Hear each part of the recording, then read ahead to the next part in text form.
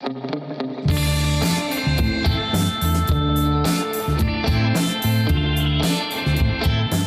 við höldum áfram með föstudagsþáttinn. Við ætlum að fræðast ungskáld. Til mín eru komin Mummi og Aðalbjörg, velkomin. Takk. Hvaða fyrirbæri þetta? Segiði mér nú aðeins. Já, það stort spurt. Já. Ungskáld þetta svona samvinnuverkefni. Já. Nokkura aðila eða stofnana á Akureyri sem að koma saman til að styðja ritlist og svona sköpunargáfu ungs fólks. Þetta eru nokkur stofnanir. Það er Menntaskólinn á Akureyri, þann sem ég kem. Það sem þú kennir, já. Og síðan er VFMA, Verkmenntaskólinn, og svo er það Ungmennahúsið, Andnsbókasafnið og Akureyrarstofa. Já. Og þetta verkefni er styrkt af sóknaráætlun, eða hvað? Já. Og fleirum? Nei. Jú, náttúrulega vinnuframlag frá okkur. Já, þessara stofnana. Já, tími og einhverjir peningar sem fari aukalega í þetta frá okkur, sko. En hvaðan kemur frumkvæði? Hverjum er svona umhugað ritlist unga fólksins? Vitið það? Nú ert þú búin að lengur en ég. Ég var einmitt að rifja upp, sko, hvað þetta er búið að vera í gangi lengi og það er síðan 2013. Já, ok. Og ég bara hreinlega man ekki hvernig þessi bolti fór af stað. En rúlar hann vel, eða högt hann? Já, þetta er búið að vera hverju ári og þetta er svona tvíþætt verkefni. Annars vegar er þetta ritlistarsmiðja og í gegnum tíðina höfum við fengið sem sagt rithöfunda meðal annars og til þess að koma og halda hugvekju eða kennslu eða hvaðina til þess að hvetja ungt fólk til þess að skrifa. Engir aukvissar á ferðinni núna á morgun. Þetta er alveg kanónur og hafa verið í gegnum tíðina á þessum smiðjum, kanónur. Verður ekki að kynna þau til leiks? Jú, og það er sko, á morgun verður þetta einstaklega flott af því að þá í fyrsta skipti verðum við með 2 aðila og tökum bara heilan dag í þetta og ég hlakka allavega til.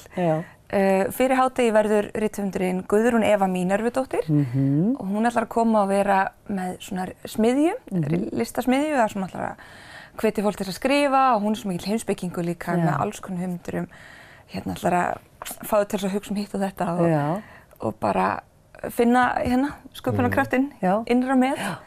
Þannig hún verður fyrir hádegi frá 9 til 12, svo tökum við okkur hádegishlé og eftir hádegi þá verður hann Bibbi í skálmöld. Snæbjörn Ragnarsson. Já. En við vitum ekki nákvæmlega hvað hann ætlar að gera. Hann hefur náttúrulega samið merkjaða texta og einhverja bækur eða hvað. Og vinnur á ekki bækur ég viti, en hann vinnur á auglýsingastofu meðal annars.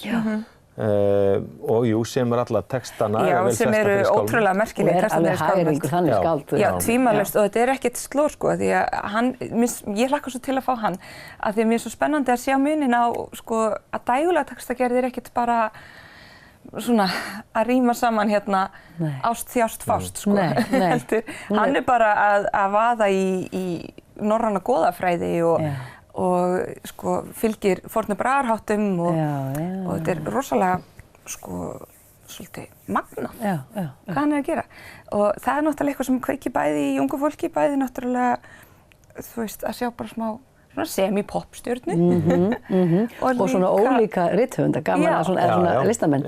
Guðrún Eva er algjör fagmaður á sínu sviði líka og ef einhver er að horfa núna í kvöld, föstudagskvöld og virkilega langar að koma, fresturinn til að skrá sig er reyndar liðinn en það er hægt að stökkva núna og skrá sig bara á Facebook-síðu Ungskáld. Já, til dæmis. Ungskáld.is og ungskáld.is, já. Og svo er hópur sem heitir bara Ungskáld inn á Facebook. Já, þar má senda skilaboð, senda tölvupóst og skrá sig en það þarf að gerast núna því að þið þurfum náttúrulega að panta mat fyrir hópin. Já, það er aðalega það sem flækir málið. Hvað er í matinn, má segja það? Er það pizza? Nei, þetta er einhverjar voðalega girnilega samlokur og safar og svo verður boðið upp á eitthvað keks og kaffi og eitthvað til þess að það verður enginn svangur. Þetta er bara fyrsta vers, svo kemur annað vers.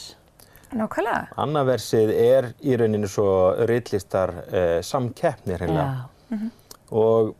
Og hún er hafin, svo að segja. Já, það er búið að opna fyrir sem sagt, þú getur sendt inn verk á aldrinum 16 til 25 ára og ert með smásögu, ljóð.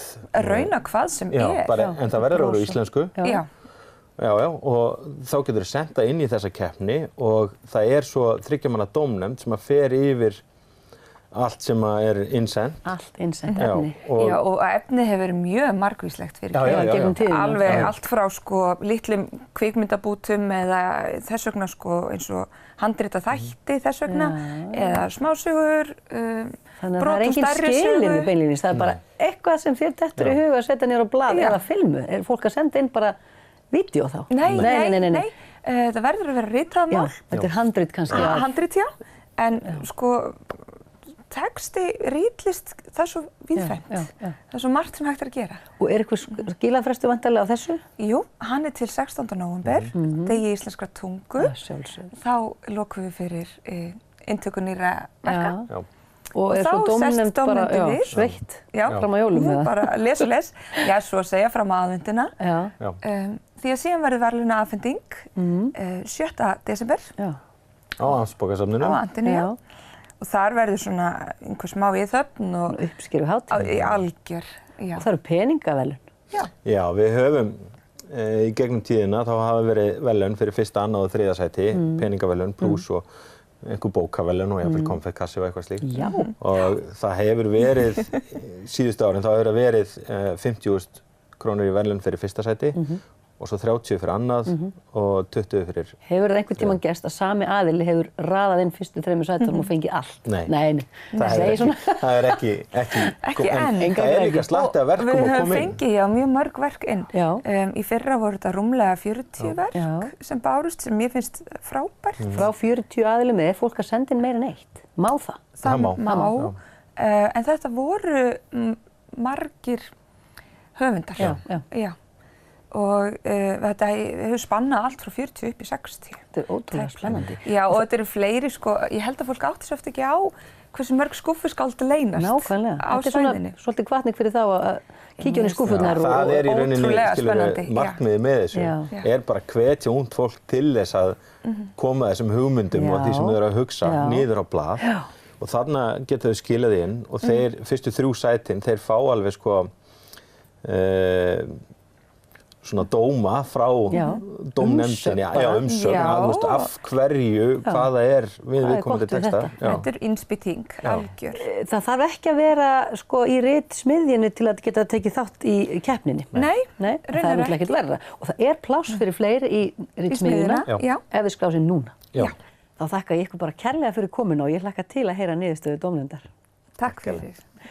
Og nú ætlum við að heyra eitt lag frá Fiskidagstónleikunum sem verða frumfluttir hér á morgun klukkan 8. Gjörið svo vel.